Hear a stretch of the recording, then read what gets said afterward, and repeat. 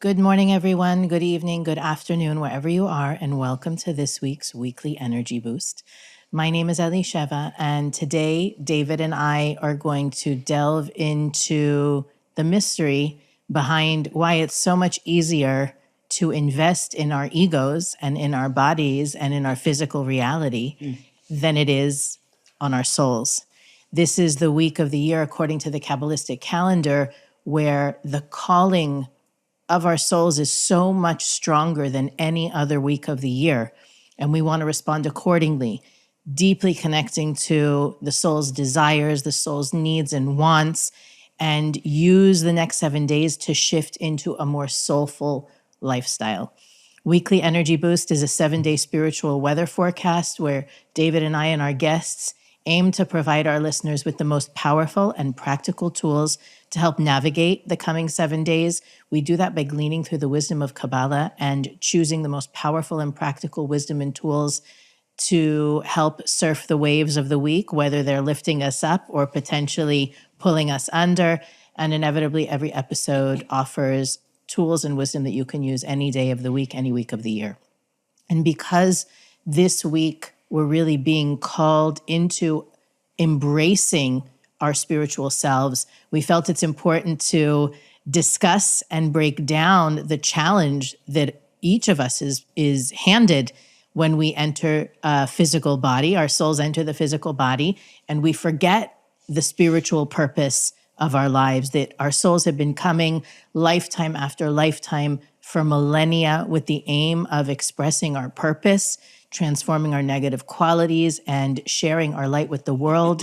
And for whatever reason, the universe is set up to distract us, to make us play with shiny objects and outdo one another and compete and feel less than or more than. And there is a reason that the universe is rigged that way. At the same time, if we are mindful, and that's one of the amazing things that the wisdom of Kabbalah shows us, is that if we are mindful, we can use the calling of our soul's desires to navigate the journey and still enjoy the physical reality while not being dominated by it. So that's our starting point for this week's episode. David, I know you just wanted to interrupt me. I was looking at you intently, listening to the words that you were saying. It's very powerful. I love this portion. I love this week's energy because you really hit the nail on the head.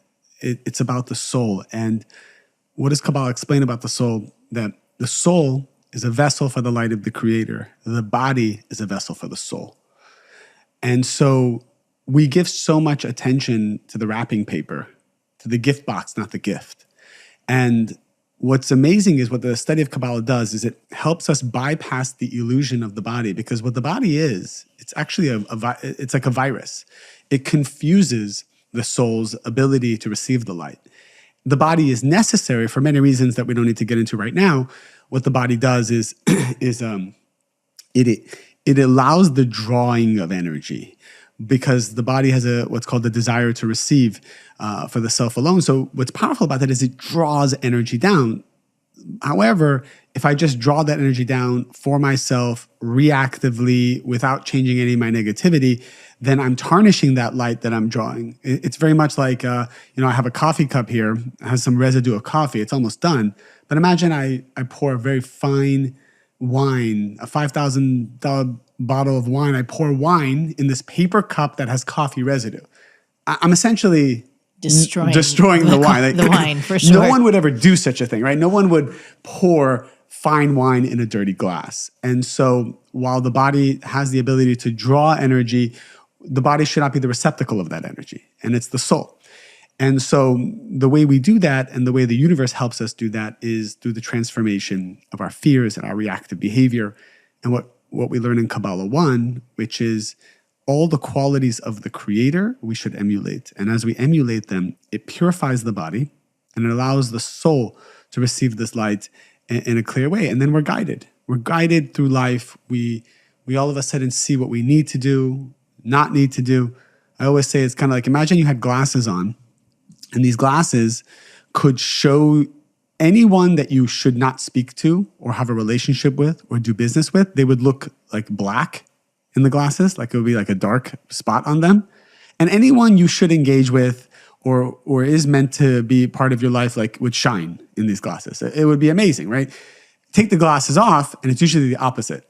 The people we should not be speaking to, we feel attracted to, and the people that probably are meaningful in our life, we feel that we don't want to engage with them. It's easiest to take for granted the people that are most important to And us. that's part of why, because the body consciousness, which is looking at everything through the filter of what's called our tikkun, our fears, our anxiety, our doubts, is seeing everything through that lens. And so this week, we have the power to switch roles of body and soul.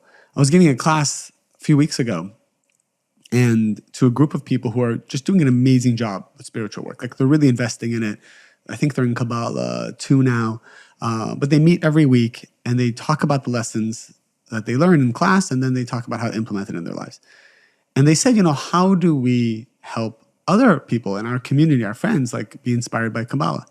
And I shared this analogy. I said, when you are with your friends who have no idea about spirituality, and they're totally reactive in their lives, but they don't really know it, their soul inside of them, when that soul sees you, it starts screaming out to you, help me. Like, I'm suffocating in this body. This person has no idea, no consciousness. You ever seen these movies where, like, this is kind of a... I've never seen this movie. There's this movie where, like, maybe, like, there's this, like, serial killer, and he kidnaps someone and keeps this woman down in the basement, right? And then all of a sudden, a cop gets a tip about coming to that door and knocks on the door, and the serial killer just appears very normal, and the house is very normal and quiet. He opens the door, "Hi, officer, how are you?" And the officer's kind of looking inside and, like, what's going on? Like, has no idea that there's a kidnapped person in the basement, right? And the kidnapped person hears the officer and starts screaming, like mumbling and, like, wanting to get the attention of the officer. This is very much what happens to the souls of people that we know who have no consciousness or don't have spirituality. The soul is calling out, saying, inspire him, inspire her. Like, I need help. I want to breathe again. And so what our work is in this world is, how do we inspire people? As we have good consciousness and as we work on ourselves, we awaken other people's souls. This is what happens. And their soul becomes stronger than their body, and then they have this inkling to want to get involved. I've seen this all the time with Kabbalah students. How do I get my family member involved? How do I get my friends involved? You don't get them involved. You just shine so brightly that it strengthens their soul. It speaks out to their soul, and eventually something happens, and there's an opening. And this week, that energy is very prevalent to awaken souls. There's a teaching that I love that is about this, but at the same time, people think it's about something else. And the teaching is, the Zohar says it very clearly, and Rabbi Isaac Luria, who's one of the Kabbalists who actually shines the most light on the journey of the soul, and we share a lot of his teachings on the podcast as well. He says that at the beginning of the year, the Kabbalistic year, how much money you're going to make is determined for the year. Yep. And there's different intervals where you can affect that. You can change the destiny of that, but there's a determination. Right. It's like your capacity to receive is determined. Beautiful. Except the money which you will spend on your spiritual connections. So a lot of people say, okay, so what that means is that I can go to psychics, I can buy books, anything I'm going to spend on, fancy foods in these events. I'm going to invite a lot of people over. I have carte blanche there. It's not going to be taken out of my yearly account. To me, what that says on a more profound level is there is no limit to what we should be investing in our spiritual life, in our soul, in our growth.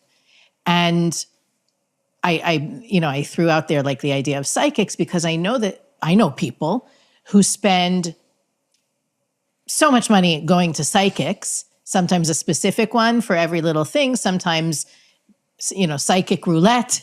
And the goal is not to be more in touch with our soul. The goal is to feel more in control, to know what's going to happen. And any part of your spiritual journey that you are throwing money at for the sake of having more assurance, being more calm because you think you understand the next step and the next step and the next step, it's not actually an investment in your spiritual life, in your soul. And I think part of this week's energy, that calling, like you said, David, that there are people everywhere around us who are basically trying to get our attention so that we will shine toward them. The reality is our own soul is asking for that investment. Our own soul is saying, not can you spend money on a retreat so that, you can live and have a silent 7 days and hear more of you, but it's really the accounting that comes from how can I be more mindful about how much I invest in my spiritual journey versus how much am I investing in my material journey. And I think it's very easy to throw money at things, right? To be excited about something and throw money at it, or even reactively, like there's chaos, I'm going to spend whatever it takes to solve it. I'm going to have consultants and professionals and everything look at it, and then we'll know what we're going to do, versus investing in me being more in touch with what's important to me. And that doesn't, I know I joked before about the psychics and the books and whatnot. There is a part of it that requires investment. It doesn't need to be expensive, but I think that the purpose of this whole conversation is that we'll look at how much of our energy, which includes money, which includes time, which includes attention, is being directed toward our spiritual lives versus our physical lives. So, sometimes I say to people, if you're going to the gym and you're going to spend an hour on your workout, your ears are not working out. You can be listening to a class, you can be listening to a seminar, you can be feeding your soul consciousness while you're taming your physical body. But the fact that the Kabbalists say, and I know I've shared this before in episodes with a different theme, but the Kabbalists teach that the number one relationship in this world for us is the relationship with the Creator. We, as human beings, if we're honest, we spend 90% of our lives on the relationships with everybody else. And then maybe at night, we might have a talk with God, or we may designate 1 week of the 1 day of the week for talking to God, or we may designate 1 day of the year for talking. The truth is, and I shared this with a student recently, the challenges that she's going through in her relationship, even though they're meant to be healed between her and her partner, they're really there to help her get closer to the Creator. That every challenge in our life is there to get us to get closer to the Creator. And even if you have a newborn baby and you feel like you don't even have time to shower, that predicament is supposed to help you have a better relationship with the Creator. So when you take what Kabbalah says about challenges, what it says about energy investment, spending, all that stuff, we like, this is the week that we can finally download the backwardness, the realization that it literally needs to be the opposite, that it shouldn't be 90-10 physical, spiritual. It should be 90-10 spiritual, physical. That's beautiful. I was speaking to somebody also a few weeks back, and one of the things that we were talking about is like this person, before they studied Kabbalah, everything's kind of going well in their life. They have beautiful family and marriage and children and a successful career. But after studying Kabbalah, he's seeing miracles all the time. And he's feeling this like euphoria and this joy. And I said, nothing physically in your life has really changed, but you're so much happier. Were you this happy prior to studying Kabbalah? And he said, no. And what's interesting is, and I'm curious how many people listening to this can relate. There's a lot of us, and I know I'm guilty of this as well, where every time we're looking for fulfillment and light through achievement. So every time you achieve something new, there's this pleasure that comes. There's a dopamine that comes on a physical level and a spiritual pleasure that comes. And so we get addicted to that. And we want to keep achieving more this, more that. Even in spirituality, like it can happen as a teacher, more classes, more students, helping more people. How do we bring this wisdom to more, right? But really, every time there's this concept of getting more, the Zohar explains it's actually being governed by the negative side, because what the negative side does is it just keeps making you chase this dream that a fulfillment will come to achievement of more. But what you get just a little sample, you get a little taste, but that's enough to keep you going. However, what I remember Michael Berg talked about many years ago, instead of looking for more, that's fine to look for more, but the real fulfillment will come from going deep. Meaning, if I, again, drink this coffee, technically all the pleasure in the whole world should exist in the sip of this coffee. And we've seen this with our teacher, Rav Berg, that even when he would eat food, the way he would eat, it was a very mystical spiritual experience. It was so deep. It was almost like he was experiencing endless pleasure. Relishing every sip and every bite. Right. And there are people who relish in their food and say, oh, this food tastes great. He was actually experiencing the energy of a soulmate, the energy of wealth, the energy of fame, like all the things we all chase in life, he was able to experience just by, drinking a coffee. Michael Berg said, even when you turn the doorknob, within just that doorknob, you should feel like endless pleasure. Because if the light is everywhere and the light exists in everything, it just looks like it's fragmented. I need to go to Bali to experience a vacation. I need to go to Mexico. I need to go to Barbados. All of these things, if I need to go somewhere to experience something, technically, Barbados, Bali, the Maldives, France, it's actually right here in your room. And if you can't experience that beautiful Caribbean, Mediterranean trip right here in your room, you are now bypassing the ego. Because what the ego makes you feel is everything's fragmented. You got to make this, you got to go there, you got to be this person, you got to have this many people like you, and now you have an image, and now you have a status, and now you can feel pleasure. But we actually know anybody who actually has all those things, they never actually feel the pleasure. How many people actually go on vacation? It's short-lived, then you come back and you're suffering again. So it's like, this can't be the solution. Can't be the solution. And people who have a lot of money have more problems, they're more stressed, they have more mortgages, there are more people coming after them, they have more legal issues, they have more lawsuits. It's like, it never ends. So what is the solution? The solution is go deep with everything you have. Be highly present. Go deep. That pierces through the ego. And that's what the soul, you're connecting to the vessel of the soul, not the vessel of the body. And I try to do this just to stop throughout the day and just look at something, any object in front of me, and try to feel layers and layers of energy in that object. Pierce, go deep, not wide. Go deep, not wide. And this is something that I think this week especially we have the support to do. Where in your life are you just constantly eating a bite of the muffin and moving on? Like take a bite, moving on. Take a bite, moving on. It's draining. Be committed. Be committed to finding depth in whatever you do. Feel the light, and then you can move on. Why is it so difficult to go deep, to be present? I feel like no matter how spiritual we are, it doesn't get any easier to be mindful, to be conscious, to be present in a conversation, on a vacation. There's so many, I talk to people who've been doing this work for 20, 30 years, and it's still difficult for them to be where they are now. Sure. Or maybe I won't say you. It's difficult for me. After 20 years, in fact, I find myself like, there's so much overstimulation. So the Satan, the negative side, is figured out, if I can keep you overstimulated, we always go towards pleasure and away from pain. And so what overstimulation does is it gives us such great bits of energy that we don't really feel incentivized to go deep. One of the most powerful tools in Kabbalah is called hitbodedut, which is deep, isolated prayer. And what happens is, if you sit by yourself and you talk out loud to the universe, to the creator, in whatever you want to say, whatever language, whatever you pray for, whatever you ask, you will see it is incredibly difficult to do that.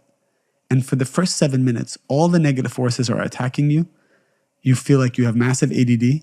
You feel like you just want to look at your email, answer a text, focus on a problem you have. You don't want to sit there for 7 minutes. If I asked you to watch a famous Netflix show, you could sit there for 3 hours and binge watch.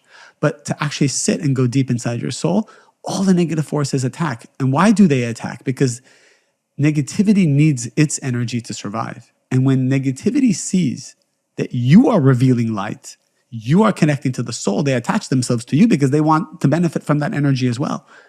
This is why anytime you're about to do something good, the negativity comes. Anytime you're going to do something spiritual, the negativity comes. Anytime you open up the Zohar and you want to read or you want to scan, it's very powerful. The negativity is going to come. It's easier to read People magazine. Just open up the People magazine. It's like, so right away, there's no negativity. There's no negative forces telling you to put it away and not deal with this right now. But every time it comes to something soulful, the negative forces come. And my rule is, I've learned this from our mentors. First 7 minutes, the negativity is going to come. Just let it come. Don't react to it. If you can stay consistent and push through, you break through, then it's like cold water. The first 45 seconds, your body is screaming, and then it becomes warm. But the water temperature didn't change. It's because you overcame the negativity. So now it's warm. Now you're entering the tree of life. Your body's gotten used to it, or whatever it is. You've overcome body consciousness, and now you're connected to the soul. For the people who are listening that have a spiritual path or on a journey, this is not the first episode that they're... First of all, if it is the first episode you're listening to, welcome. You picked a great one. For those of you who've been listening for a period, David, I'm thinking about how we can help our listeners identify where we are putting the physical before the spiritual, right? Especially since even, if you've taken Kabbalah 1, you already have a bit of a practice implemented. No matter how many years you've been doing this, even if you've been studying other spiritual practices, there is already a habit there, or you can definitely look and say, oh, I'm better than I was 5 years ago. But we want to respond to the calling of the universe this week and take it to the next level. So what's a good way for them to diagnose the areas of their lives or the situations or the relationships where they're putting the physical before the spiritual? It's a beautiful question. And basically, anytime you use anything in the physical world to make an identity for yourself, it must eventually dissolve or crumble. The secret is, every time you receive something new in life, new respect, new wealth, new relationship, new degree. Like imagine you just got a master's degree or a PhD somewhere. It's a new identity. I'm now Dr. So-and-so. You have to immediately dissolve this identity. You can put it on your social media, no problem, but you can't take it seriously. You cannot believe you are Dr. Like you are the person who is just a vessel for the light of the Creator. But as soon as you get energy from those things, you're no longer putting the Creator first. And whatever you put in front of the Creator dissolves because there's no light going to it. There's no energy going to it. And so the exercise I told one of my students to do recently is, I said, visualize not having all the things that you have. Visualize not even having a family. You live vicariously through your children and they make you proud. Your wife, your this, your money, your company. Because it's interesting, I have people who go through legal challenges and they're going through things that threaten the livelihood of their business. So what do I tell them to do? I said, visualize not having the business. I said, why do you think they're coming after you? They're coming after you because you're so attached to it. Lose your attachment and the negativity leaves. Then people always say, well, if I visualize losing everything, am I not creating that reality? This is something we need to clear up. When you visualize something proactively, to reduce your attachment to it. This is very positive. Not like doomsday, and like thinking of worst case scenarios because you're freaking out about something. So this is what we need to distinguish. When you choose to do something proactively, you are protected and it's revealing light. If you're just going through your day and anxious, negative thoughts are bombarding you, are intruding into your mind, this is coming from the negative side. And if you entertain those thoughts, you will manifest it. Rav Ashlag says, if you choose to look at your negativity and you choose to break free from it, this is very proactive and you can meditate on it. If it's coming to you reactively, not by choice, this is the negative side and you should not sit there and entertain those thoughts. Mm-hmm. I'm smiling as I'm listening to you because I thought, how would I answer that question? And my answer is exactly the same thing, but a different angle.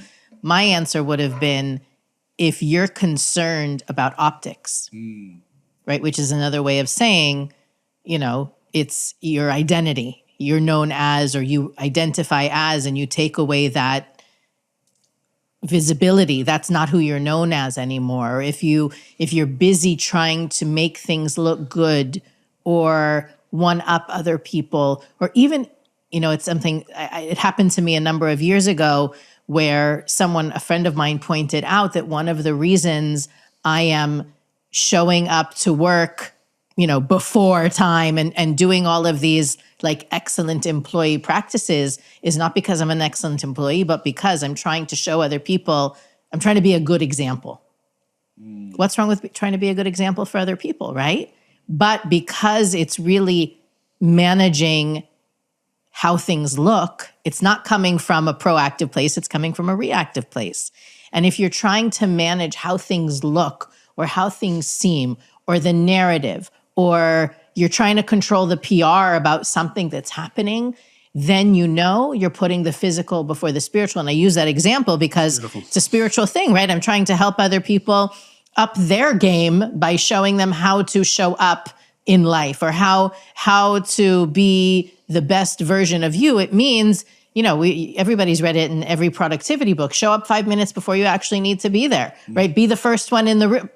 But if you're doing it because you want everybody to see you were there before them, or you want the title of, I get here before everyone else. I'm the one who puts the lights on. I get in and I turn on the AC and the lights. It's not the reason to be showing up before everybody else. So looking at your life and recognizing where you put the image before the essence is another way of saying where are you putting the physical before the spiritual, where you are trying to control the narrative. And I think that if we can all, like David said, let go of those titles, those appearances, those narratives, those stories, we will see a deeper connection to what we are doing and who we are doing it with naturally emerge. Final thoughts, David. Final thoughts. This is the week. Two things they're opening for. Proactively meditate and visualize a detachment from everything that's giving you an identity. It's very healthy to do that all the time. You bring life and immortality to all the things that are in your life. If you don't do this visualization, you're stealing light and energy from it, and you're putting it in front of the creator. And so we're limiting our potential. And so the creator, then the universe causes a dissolving of those things in order for us to reach our highest potential. And the second thing is there is an opening to connect to the souls of other people. There are people who you want to bring closer to spirituality or higher consciousness. Think about them, put the energy out there. I would even say, talk with them and not in a very casual way. Share with them miracle stories you're having, because I think the soul is calling out this week to receive messages of how to get closer to the light. Absolutely. And on that note, I'm starting a Kabbalah one here in Los Angeles Tuesday night. So if you're listening Monday and Tuesday, I would love for you to be my guest for that matter. If you're listening any other day of the week and you missed the first class and you want to come for the second class, send me a message, write to us through weeklyenergyboost.com. I would love for you to be there. And if you're hearing this and you're like, oh, I don't live in Los Angeles, we just started an online version of the course. I can send you the link as well. So message us, get in touch with us. I'm happy. Our team is very excited to support you if you are ready to answer that call. Or if to David's point, if you feel like you've reached out to people and they are ready, they live in LA or they live anywhere else in the world, we still have that link on weeklyenergyboost.com so you can find the closest level 1 course to take or the one that is in your native language. So definitely check that out, weeklyenergyboost.com. That's where you'll find all the things we think are important for our listeners to know about, as well as you can send us a message through there and click the donate button and support our podcast. 2023 was an amazing year for our support, and we're hoping to continue to grow with you while you like, share, rate, and review this episode, our podcast, subscribe. And as always, have a fabulous week. We'll see you next time on the Weekly Energy Boost.